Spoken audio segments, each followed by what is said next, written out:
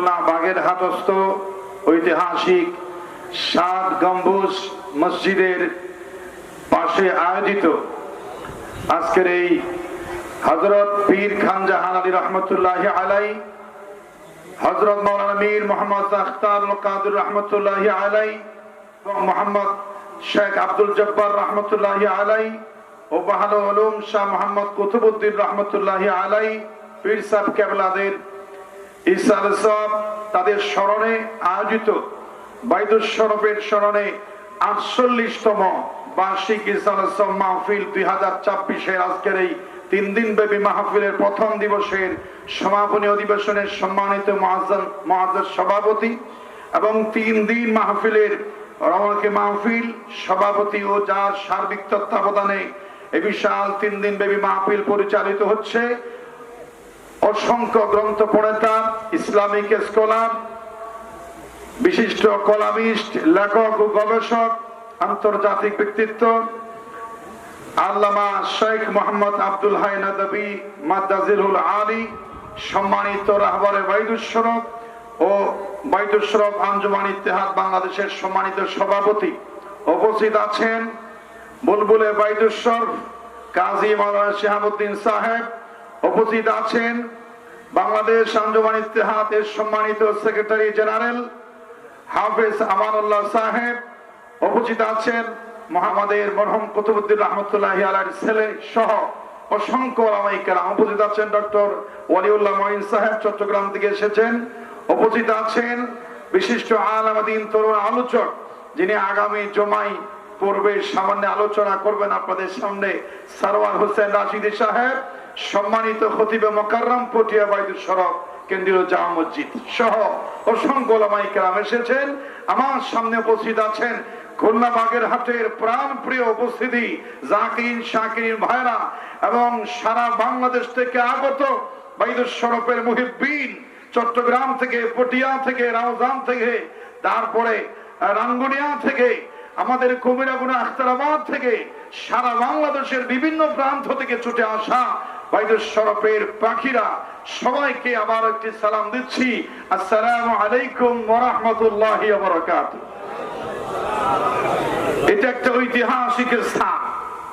আমি আপনাদের সামনে দুটি বিষয়কে সামনে রেখে, প্রেক্ষাপটকে সামনে রেখে সংক্ষিপ্তভাবে কথা বলার জন্য আদিষ্ট হয়ে আমি দুটি বিষয়ে কথা বলবো, বলুন ইনশাআল্লাহ। প্রথম হচ্ছে এই জায়গার প্রেক্ষাপটকে নিয়ে সংক্ষিপ্ত সময়ে আমি আয়াতে কারিমা তেলাওয়াত করেছি সূরাতুল ইমরানের 81 নম্বর আয়াত। আজ থেকে 1000 বছর আগে নবী করিম সাল্লাল্লাহু আলাইহি ওয়াসাল্লাম মক্কার শরীফের খানায়ে কাবায় ঢুকে মূর্তিগুলো ভেঙে মাটির সাথে মিশিয়ে দিয়েছিলেন। আর আল্লাহ পাক তখন আয়াত নাযিল করেছিলেন সূরা ইমরানের, ওয়াকুল জাআল হক ওয়া যাহাকাল বাতিল ইন্নাল বাতিলা কানা যাহুকা। সত্য এসেছে, মিথ্যা বিদায় হচ্ছে, হবে। মিথ্যা কখনো পৃথিবীর মাটিতে স্থায়ী হতে পারে। তারই বরাবর 1000 বছর পরে আল্লাহর নবীর নায়েবে রাসূল উত্তরসূরি সুদূর চট্টগ্রাম থেকে এসে এই খুলনা বাগেরহাটে 7 গম্বুজ মসজিদের ভিতরে শিরক বেদাতের এই নাপাকি ময়লা আবর্জনা উৎখাত করে ওয়াকুল জাল হক ওয়া যাহাকাল বাতিল ইন্নাল বাতিলা কানা যাহুকা আয়াতের মধ্যে খুলনা বাগেরহাটকে শিরক বেদাত মুক্ত করেছেন হাদিয়ে জামান আল্লামা শেখ আব্দুল জব্বার রাহমাতুল্লাহি আলাইহি। ঠিক না?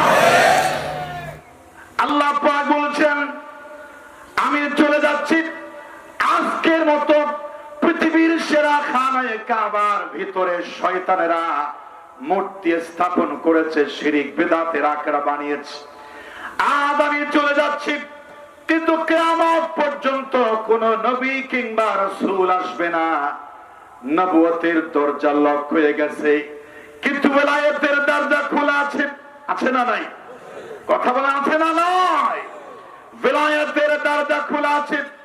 নবী আসবে না, কিন্তু নায়েবে রাসূল নায়েবে নবী আসবেন তারা ১৫০০ বছর আগে আমি যে কাজ করছি শিরিক বেদাতের এই কারখানা ময়লা আবর্জনা উৎখাত করে উপড়ে ফেলে যাবেন। সেমন এই আল্লাহর ঘর যেমন পাক করেছি যারা আমার সত্যিকার নায়েব তারা চোখে চোখে আমার এই কাজ করবে, নবীওয়ালা কাজ করে বাইতুল শরফের হযরত হুজুর কেবলা রাহমাতুল্লাহি আলাইহি পৃথিবীর এই বাগের হাট ৭ গম্বুজকে পবিত্র করেছেন। সেই পবিত্র হওয়ার পর থেকে আজ পর্যন্ত এই জমিনে শিরিক বেদাতকে উৎখাত করে তাওহীদের এবং রিসালাতের বীজ বপন করে যাচ্ছেন। বলেন সুবহানাল্লাহ।